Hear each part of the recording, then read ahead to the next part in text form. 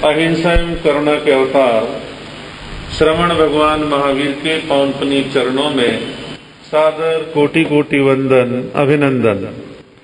ध्यान योगी युग प्रधानाचार्य पूज्य श्री शिव मुनि जी महाराज साहब, संघ गौरव उप प्रवर्तक परम सेवा भावी पूज्य गुरुदेव श्री प्रेम सुख जी महाराज के पावन पुनीत चरणों में सादर कोटि कोटि वंदन अभिनंदन। आदरणीय मुनिवृंद, उपस्थित धर्म प्रेमी बंधुओं, माताओं एवं बहनों, आप लोग श्रवण कर रहे हैं वीतराग श्रवण भगवान महावीर की अमृतमय वाणी श्री ठाणांग सूत्र के माध्यम से। ठाणांग सूत्र में भी तीसरे ठाणे की चर्चा आपके समक्ष चल रही है। आप एक एक सूत्र के विषय में श्रवण कर रहे हैं। आगे कन्या सूत्र के माध्यम से कहा है कि 3 प्रकार के उपकारी पुरुष कहे गए हैं।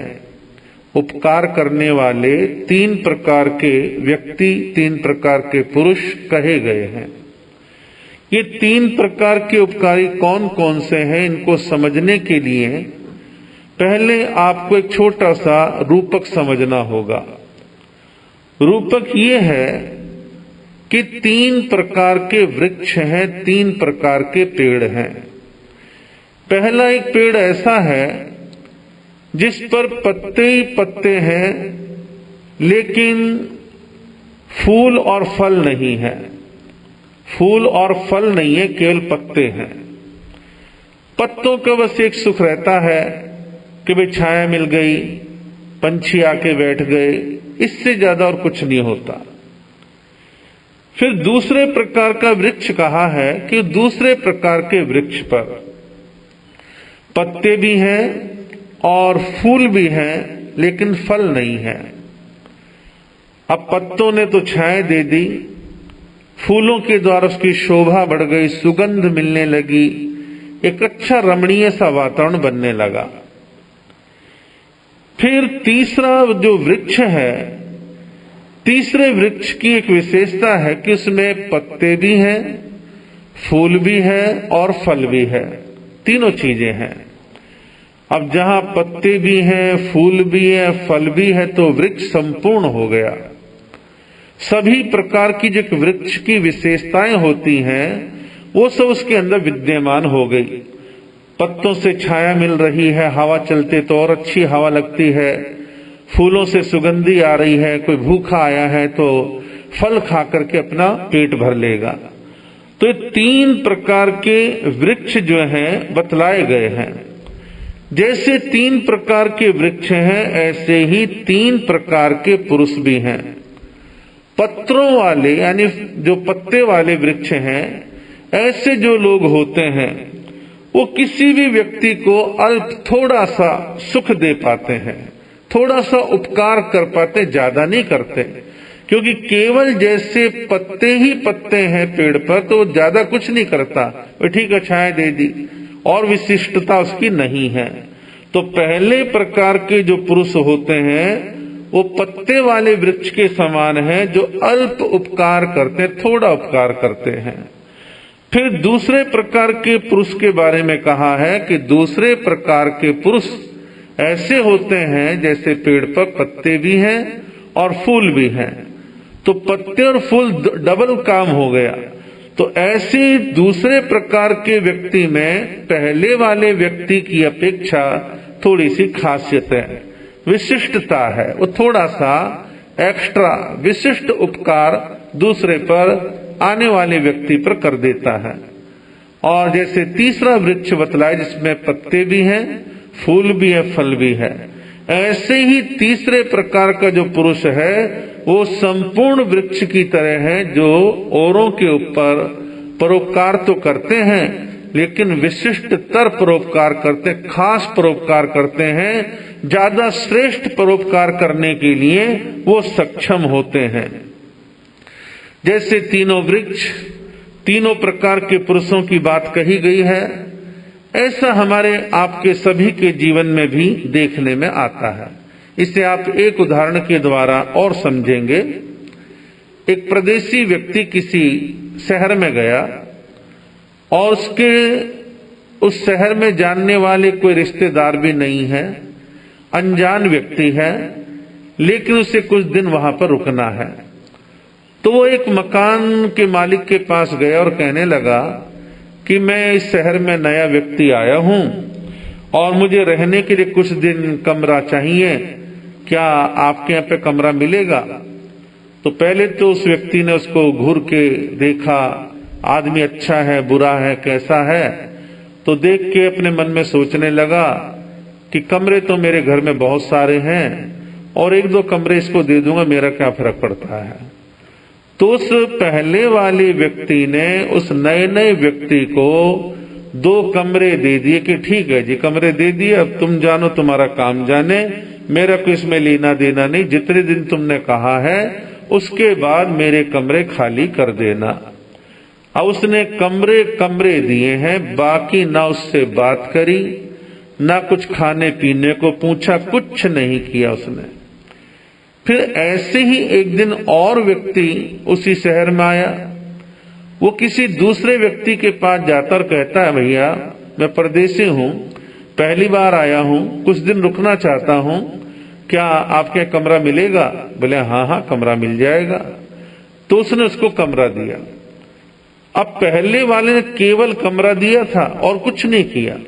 अब दूसरे वाले ने उसको कमरा भी दिया, फुर्सत के क्षणों में बैठ के बातचीत करी, परिचय किया, हालचाल पूछे, यात्रा कैसी रही, कोई तकलीफ तो नहीं हुई, आदि आदि बहुत सारी अच्छी प्रिय बातें उसने उनके साथ करी।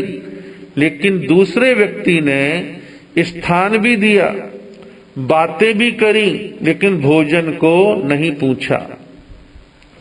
एक तीसरा व्यक्ति शहर में फिर आया, उसे भी कुछ दिन वहां रुकना था, फिर किसी के यहाँ पहुंचता है, कहता है कि मैं नया व्यक्ति हूं, आपके शहर में कुछ दिन रुकना चाहता हूं, मुझे स्थान मिलेगा? उन्होंने कहा हाँ हाँ, हमारे पास कमरे हैं, आप रुक जाइए। तो रुकने के लिए कमरा दे दिया, कमरा भी दिया, प्रेम प्यार की बात भी करी, हालचाल पूछा, सुख दुख पूछा और खाने पीने के लिए अच्छे पदार्थ दिए, भोजन की संपूर्ण व्यवस्था कर दी।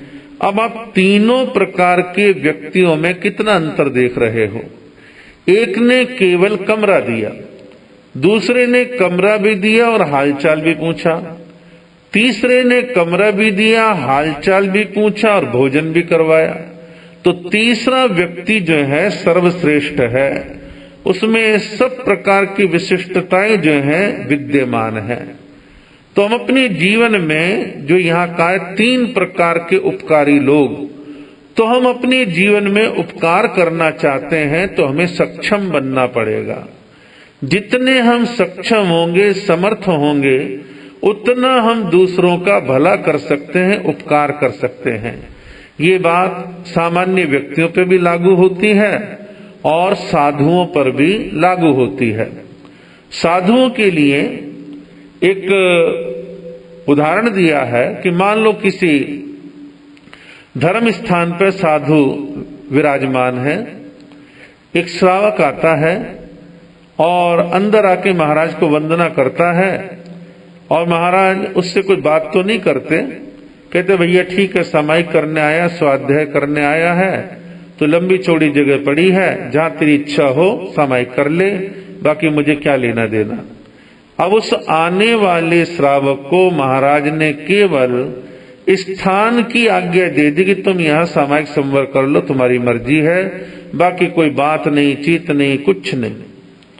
अब एक संत ऐसे हैं, उनके पास एक श्रावक आता है, उस श्रावक के लिए कहते हैं ठीक है, सामायिक संवर करना है, बतेरी जगह है, बैठ जाओ, कर लो धर्म ध्यान। लेकिन उस संत ने धर्म ध्यान करने के लिए जगह भी दी और उससे बातचीत भी करी, और बातचीत करके जो है उससे पूछा कौन हो, कहाँ से आए, क्या करते हो, कुछ थोड़ा बहुत परिचय लिया।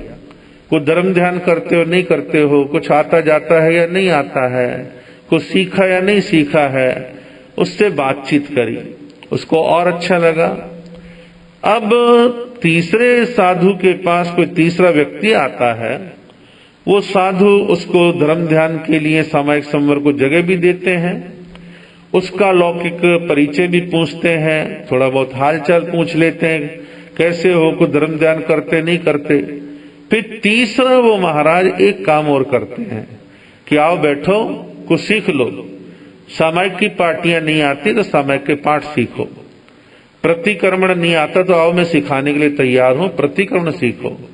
भक्तांबर नहीं आता, कोई तत्व ज्ञान की बात तुम्हें नहीं आती, आओ मेरे से सीख लो। तो साधु ने उसके ऊपर एक विशेष उपकार और किया सिखाने का। तो तीनों चीजें साधु में थी। उसने धर्म ध्यान को जगह भी दी, व्यवहार में हालचाल भी पूछ लिया और उसको धर्म वगैरह सिखाने का काम भी प्रारंभ कर दिया। तो साधु जो है वो धर्म दृष्टि से प्रभावना करने के लिए यदि वो सक्षम है, समर्थ है, तो आने वाले को संतुष्ट करेगा। यदि स्वयं साधु समर्थ नहीं है तो आने वाले को संतुष्ट भी नहीं कर पाएगा, धर्म की प्रेरणा भी नहीं कर पाएगा। सामान्य साधु तो कहेगा ठीक है भैया, भाई गया है तो ठीक है, ये लंबा चौड़ा हॉल पड़ा है, जहां तेरी इच्छा हो समय संवर कर ले, बाकी तेरे से मुझे क्या लेना देना या मुझसे तुझे क्या लेना देना है। लेकिन एक जागरूक साधु जो है, जिसे स्वयं तत्व का ज्ञान है, बोध है, वो आने वाले श्रावक को धर्म कर्म सिखाएगा, व्यवहार की बातचीतें करते करते उसको धर्म के रास्ते पे लेके आएगा। तो ये सक्षमताएं साधु के पास भी होनी चाहिए। और लौकिक सांसारिक जीवन में किसी दूसरे पर उपकार करने के लिए आदमी के पास सक्षमता का होना, ताकत का होना आवश्यक है। अभी आपने देखा कि कोरोना वायरस के प्रकोप के अंतर्गत जब लॉकडाउन प्रारंभ हुआ तो पूरे देश में एक अफरा तफरी रही। प्रारंभ के महीने में लोग, प्रवासी मजदूर अपने अपने गांव जा रहे हैं, गरीब बस्तियों में बड़ी दिक्कत अचानक पैदा हो गई, खाने की दिक्कतें पैदा हैं, दवाइयों की दिक्कतें पैदा हुई, बहुत तरह की बातें आई। लेकिन मैंने देखा कि हमारे समाज के बहुत से समर्थ लोग व्यक्तिगत तौर पर, जिन्होंने करोड़ों रुपया खर्च कर दिया और संस्थाओं ने करोड़ों रुपया खर्च कर दिया, सक्षम थे तो उन्होंने अपने बुद्धि बल, शारीरिक क्षमता, प्लानिंग के द्वारा काफी बड़ी मात्रा में लोगों को राहत पहुंचाई। आप देखिए, जीतो संस्था ने अपने तरीके से कितना काम करा, बीजेएस ने अपने तरीके से काम करा, इधर जलगांव में जैन उद्योग वालों ने अपने तरीके से काम करा, बंबई के उद्योगपतियों ने अपने तरीके से, जैन उद्योगपतियों ने काम किया, बेंगलोर, चेन्नई, हैदराबाद, इधर पूना और अहमदनगर, बहुत सारे शहरों में कम ज्यादा मात्रा में, सैकड़ों शहरों में लोगों ने चैरिटी के, भलाई के, परोपकार के काम किए। तो सक्षम थे तो कर दिया, और आदमी स्वयं सक्षम ना हो तो क्या करेगा? कुछ नहीं करेगा। और मैंने देखा है कि जैन लोगों को लोग कितना ही क्रिटिसाइज करें, लेकिन राष्ट्र और समाज पर कोई विपत्ति आती है तो ये समुदाय सबसे आगे दिखाई देता है, काम करते हैं, और चैरिटी के, भलाई के, सेवा के काम सदैव करने का एक मादा हमारे समाज के लोगों में देखने में आता है, और ये बना रहना चाहिए, बढ़ता रहना चाहिए। और यहां जो बात चल रही है उपकार की, हम संसार में दो प्रकार के उपकार देखते हैं। एक है सांसारिक लौकिक उपकार। लौकिक उपकार में क्या है भाई, किसी को खिला दिया, किसी को पढ़ा दिया, किसी को कपड़े दे दिए, किसी को काम धंधा करा दिया, किसी का शादी विवाह करा दिया, किसी के बाल बच्चों की पढ़ाई में सहयोग कर दिया, आदि आदि अनेक प्रकार के सांसारिक उपकार करने वाले भी दुनिया में हैं। और बहुत सारे ऐसे लोग हैं जो लौकिक उपकार करते हैं। लौकिक उपकार क्या है कि देखा कि भाई हमारे फैक्ट्री में, हमारे दुकान पर, हमारा ड्राइवर, हमारे घर में कोई काम करने वाला, करने वाली, उनके जीवन में कोई विकृति है, कोई दोष है, कोई नशा करते हैं, कोई दुर्व्यसन उनके जीवन में है। प्यार से, प्रेम से, स्नेह से धीरे धीरे संस्कारित करते हुए उसको सुधार देना, उसके जीवन की बुराई को छुड़वा देना। अभी हम पीछे हेमराज बोरा फार्म हाउस अहमदनगर रुके थे, तो एक दिन बैठे थे हेमराज जी बोरा, मैं, तो उन्होंने एक आदमी को आवाज देके बुलाई और कहा कि बता भाई तू कितनी शराब पीता था। बोले मुझे इसका अनुमान ही नहीं, एक पैक खत्म हुआ, दूसरा, तीसरा, मैं नशे में ही रहता था।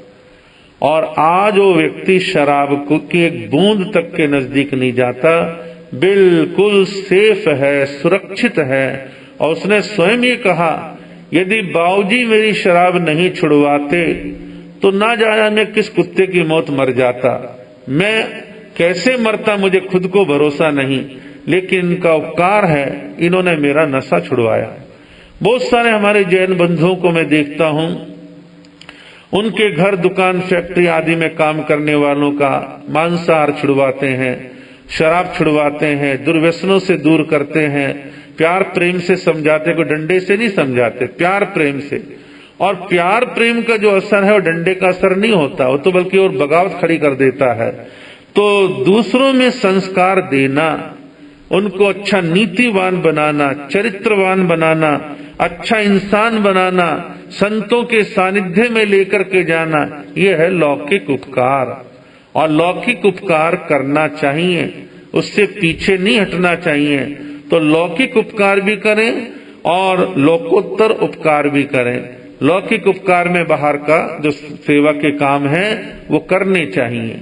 आपके घर में एक बर्तन मांजने वाली है, झाड़ू पोंछा करने वाली, आपका ड्राइवर है और छोटे मोटे और काम करने वाला आपका स्टाफ है, आप उनकी बाहर की जरूरतों का ध्यान रखते हैं, वो और समर्पण से और प्यार से, बल्कि पूरे तरह से आपके प्रति समर्पित होकर ईमानदारी से काम करेंगे। और आप यदि शोषण करते हैं तो उनके मन में बगावत, विद्रोह पैदा हो सकता है। तो इसलिए सांसारिक यानी लौकिक उपकार और लोकोत्तर उपकार, दोनों प्रकार के उपकार करने का भाव हमेशा बना करके रखना चाहिए। इसके बाद आगे एक अन्य सूत्र में कहा है कि 3 प्रकार के उत्तम पुरुष कहे गए हैं। 3 प्रकार के उत्तम पुरुष कहे गए हैं। वो उत्तम पुरुष कौन कौन से हैं? सबसे पहले कहा है धर्म पुरुष। और वो धर्म पुरुष कौन है? अरहंत। अरिहंत भगवानों को सबसे पहले कहा है कि वह धर्म पुरुष हैं और वो उत्तम हैं। फिर आगे कहा है भोग पुरुष, जो भोग भोगने में प्रधान है, मुखिया है, वो पुरुष। और वो कौन है? वो है चक्रवर्ती सम्राट। तीसरा कहा है कर्म पुरुष, जो कर्म करने में उत्तम है, ऐसे पुरुष वो है वासुदेव। तो 3 बतलाए हैं, अरहंत, चक्रवर्ती और वासुदेव। इन तीनों को उत्तम पुरुष जो है कहा गया है। ये तीनों अपने अपने क्षेत्र में उत्तम हैं, श्रेष्ठ हैं, आगे वाले हैं, प्रमुख हैं। सबसे पहले कहा है कि धर्म पुरुष अरहंत ये क्या है? धर्म पुरुष अरहंत के लिए कहा गया कि धर्म के क्षेत्र में अरिहंत भगवान सबसे उत्तम है। अरिहंतों की उत्तमता का धर्म के क्षेत्र में अन्य कोई मुकाबला नहीं कर सकता। इतनी निर्मलता, इतनी सक्षमता और इतना धर्म उनके जीवन में विद्यमान होता है। अरहंत 4 घनघाती कर्मों का नाश कर देते हैं। तीर्थंकर पद उनको प्राप्त होता है और वह तीर्थंकर पद के प्रभाव से ही समय आने पर तीर्थ की स्थापना करते हैं। इतनी विशिष्टताएं उनके जीवन के न विद्यमान है। इसलिए अरहंतों को उत्तम पुरुष माना है कि धर्म पुरुष अरहंत ये श्रेष्ठ हैं, उत्तम हैं। आप देखते हैं सामान्य केवली और अरिहंत दोनों में क्या अंतर है? ज्ञान की दृष्टि से दोनों में समानता है, लेकिन सामान्य केवली की अपेक्षा अरहंत का ज्यादा ऊंचा स्थान है। तो अरिहंत जो है धर्म के क्षेत्र में श्रेष्ठ हैं। जैसे सामान्य साधु और आचार्य में अंतर होता है कि 5 महाव्रत तो आचार्य भी पाल रहे और सामान्य साधु भी पाल रहा है। महाव्रतों की दृष्टि से तो कोई अंतर नहीं है, लेकिन आचार्य धर्म संघ का नेता है, धर्म संघ का नेतृत्व करता है, अनुशासता है। तो ऐसे आचार्य जैसे सामान्य साधुओं में श्रेष्ठ होते हैं, ऐसे अरिहंत धर्म के क्षेत्र में श्रेष्ठ होते हैं।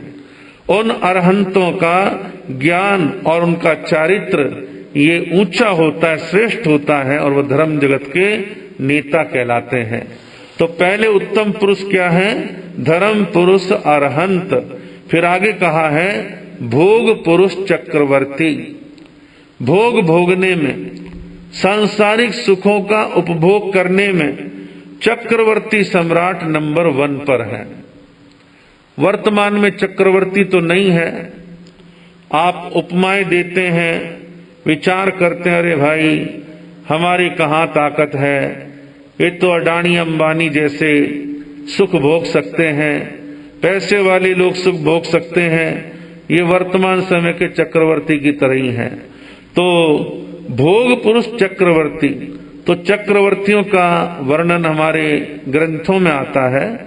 चक्रवर्ती बड़े शक्ति संपन्न होते हैं, बड़ी सत्ता के धारक होते हैं, राजाओं के राजा होते हैं। राजाओं के राजा होते हैं, 6 खंडाधिपति होते हैं, 6 खंड पर उनका साम्राज्य होता है, और भौतिकता की कोई कमी उनके पास नहीं होती। सोना चांदी हीरे मोती जवाहरात घोड़े गाड़ी रथ सेना वगैरह रानियां सब सामर्थ्य उनके पास भरपूर होता है। हमारे ग्रंथों के अंदर 63 प्रकार के शलाका पुरुषों का वर्णन आता है। कैसे 63 खास लोग, तो उनको 63 प्रकार के शलाका पुरुष कहा है, जिनमें 24 तीर्थंकर होते हैं, 12 चक्रवर्ती होते हैं, 9 वासुदेव, 9 बलदेव और 9 प्रतिवासुदेव। इन सबकी संख्या मिलाकर के 63 होती है। तो 63 ये सब के सब श्रेष्ठ हैं, महान हैं। लेकिन इनमें धर्म दृष्टि से श्रेष्ठ कौन है? 24 तीर्थंकर। बाकी के सब चक्रवर्ती, वासुदेव, प्रतिवासुदेव, बलदेव, ये सब भौतिक जगत से जुड़े हुए हैं, जो कि बाहर की ताकत से जो जुड़े हुए हैं, जो भोग पुरुष की श्रेणी के अंतर्गत आते हैं। आगे तीसरे प्रकार के उत्तम पुरुष में कहा है कर्म पुरुष। कर्म पुरुष, कर्म करने में, पुरुषार्थ करने में श्रेष्ठ वो कौन है? वो है वासुदेव। वासुदेव को जो है कर्म पुरुष कहा जाता है। ये कर्म क्षेत्र में उत्तम होते हैं, 3 खंड के अधिपति होते हैं। चक्रवर्ती 6 खंड के, 3 खंड के अधिपति होते हैं। लेकिन वासुदेव के लिए कहा जाता है कि मर कर के नरक में जाते हैं। मरकर नरक में जाते हैं, उनके एक हाथ में सत्ता होती है और दूसरे हाथ में तलवार होती है। तलवार का मतलब है युद्ध लड़ते रहते हैं, यहां जाना वहां जाना, उसको मारना, उस राज्य पे हमला करना, उस राजा को समाप्त करना, उसकी सत्ता को समाप्त करना। रात दिन हिंसा का काम चलता है। अब जो हिंसा करेगा वासुदेव, तो उसके लिए नरक का स्थान बतलाया गया है। तो कहा जाता है कि चक्रवर्ती पद पर रहते हुए मरे तो नरक में जाता है। यदि वो चक्रवर्ती का पद छोड़ करके दीक्षा ले लेता है, साधु बन जाता है, साधना के मार्ग पर चलता है, तो मोक्ष की प्राप्ति भी कर सकता है। हमारे 16वें तीर्थंकर शांतिनाथ भगवान, 17वें तीर्थंकर कुंथुनाथ भगवान और 18वें अरहनाथ भगवान, तीनों चक्रवर्ती थे। लेकिन मरने से पहले तीर्थंकर गोत्र उनका था और उन्होंने दीक्षा ग्रहण कर ली, तीर्थ की स्थापना करी, धर्म की प्रभावना करी, तो आप देखिए निर्वाण की प्राप्ति कर गए, मोक्ष की प्राप्ति कर गए।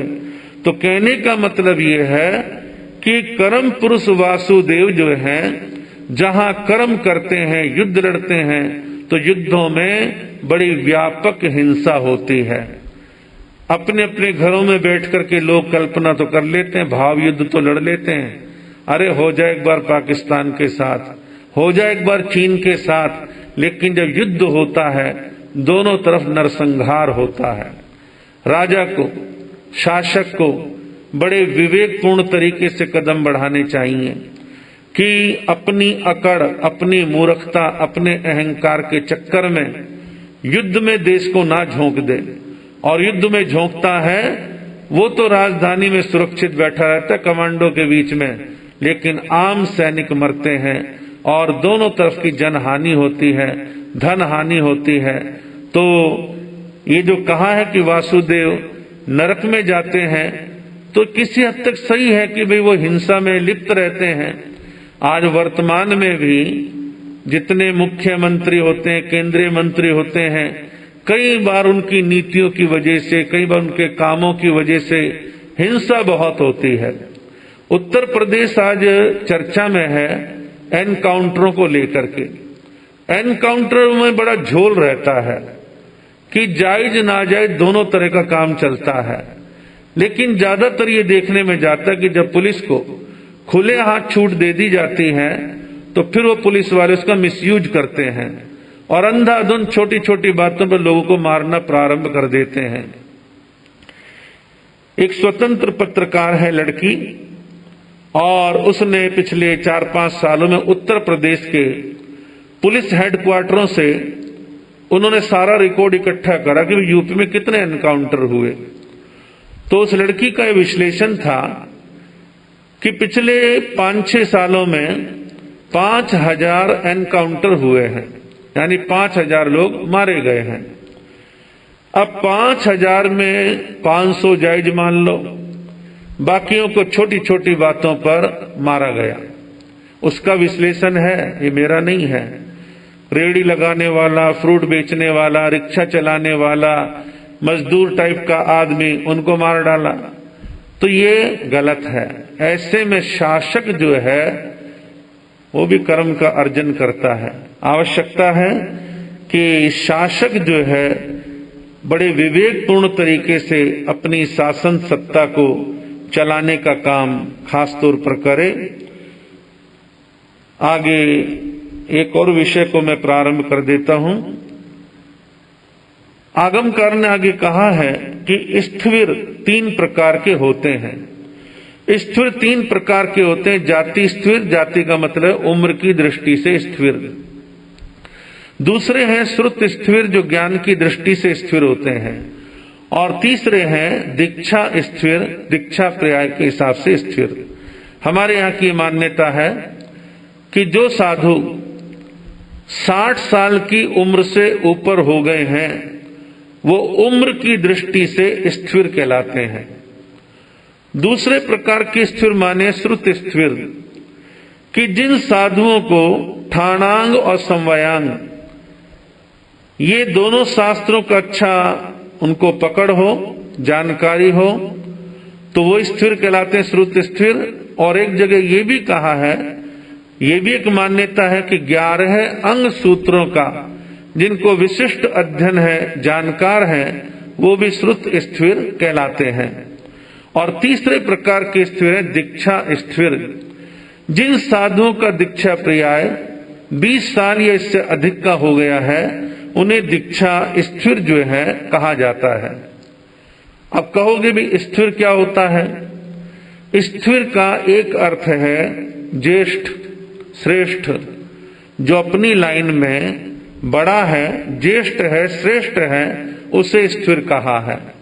और दूसरा इसका एक अर्थ ये लिया है जो स्वयं संयम में स्थिर है और दूसरों को स्थिर करने की, टिकाने की ताकत रखता है, उसे स्थिर कहते हैं।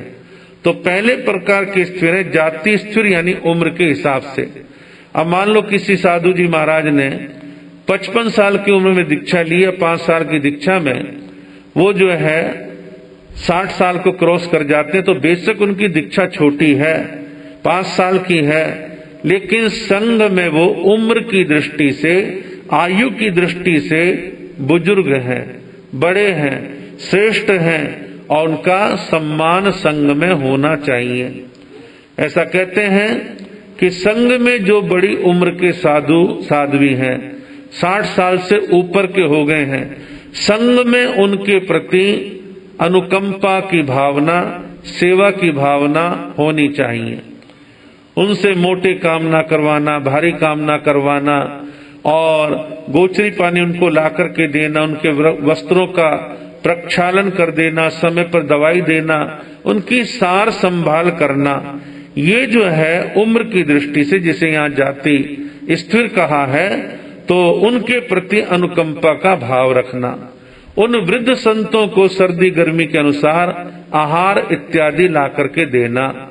उनके आसन पर ऐसा देखना कि आसन कठोर तो नहीं है, उम्र के हिसाब से आसन उनका नम्र होना चाहिए, नरम होना चाहिए, सर्दी गर्मी से बचाने के उनके विशिष्ट उपाय करने चाहिए, उनकी विशेष केयर करनी चाहिए। तो ये जो है उम्र की दृष्टि से जो स्थिर हैं उनके लिए बातें बतलाई गई है। दूसरे प्रकार के स्थिर हैं श्रुत स्थिर। श्रुत कहते हैं ज्ञान को, और मैंने आपको बतलाया कि ठाणांग समवायांग 11 अंग इत्यादि इनके ज्ञाता जो हैं, जो ज्ञान की दृष्टि से विशेष संपन्न हैं, वो जो है संघ में श्रुत स्थिर कहलाते हैं। श्रुत स्थिर के प्रति संघ का क्या कर्तव्य है?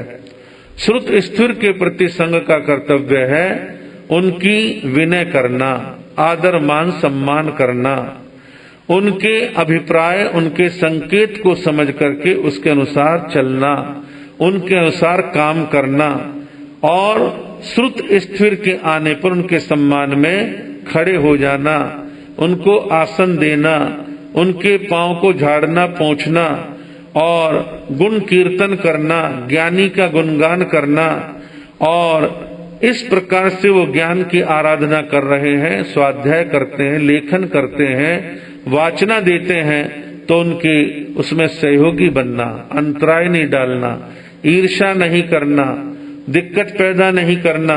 तो ये श्रुत स्थिरों के प्रति साधु साध्वी श्रावक श्राविकाओं के मन में उनके प्रति ऐसा सम्मान का भाव होना चाहिए। तीसरे प्रकार के स्थिर बतलाए हैं दीक्षा पर्याय के अनुसार दीक्षा स्थिर। जिन साधुओं की दीक्षा 20 साल या इससे अधिक हो गई है, वो दीक्षा की दृष्टि से स्थिर कहलाते हैं। 20 साल का दीक्षा पर्याय कुल मिलाकर के ठीक ठाक हो जाता है, काफी एक्सपीरियंस अनुभव हो जाता है और काफी समझ पैदा हो जाती है, तो वो दीक्षा पर्याय के हिसाब से दीक्षा स्थिर कहलाते हैं। ऐसे दीक्षा स्थिर के प्रति भी सम्मान संघ में होना चाहिए। छोटे साधु संत उनको वंदन नमन करें, आदर मान करें, विनय भक्ति करें। व्यवहार भाष्य में कहा गया है कि जो जाति स्थिर हैं, यानी जिनकी उम्र 60 साल से बड़ी है, उनके प्रति पूरे संघ में अनुकंपा का भाव होना चाहिए, और श्रुत स्थिरों के प्रति पूजा का, सम्मान का, आदर का भाव होना चाहिए। और तीसरे प्रकार के जो स्थिर हैं, जो दीक्षा पर्याय 20 साल से बड़ी उम्र वाले दीक्षा वाले हैं, उनके प्रति वंदन नमन आदर की भावना हमेशा होनी चाहिए। यहाँ बूढ़े संतों के लिए, स्थिर संतों के लिए कहा है अनुकंपा का भाव होना चाहिए। साधुओं के अंदर भी हो और श्रावक समाज में भी हो। अब अनुकंपा का मतलब नहीं कि कोई दीनहीन है आपको दया कर रहे हो, ऐसा नहीं है, लेकिन एक विसंगति जरूर है संघ में। वो मैं कहना चाहूंगा कि आज वर्तमान समय में कुछ हालात ऐसे बन गए हैं कि बूढ़े साधु सतियों को स्थानापति बैठने में दिक्कतें आनी प्रारंभ हो गई हैं। संघों के स्वरूप बदल गए हैं, और पिछले 30 सालों में खास तौर पर हमने गिरावट देखी।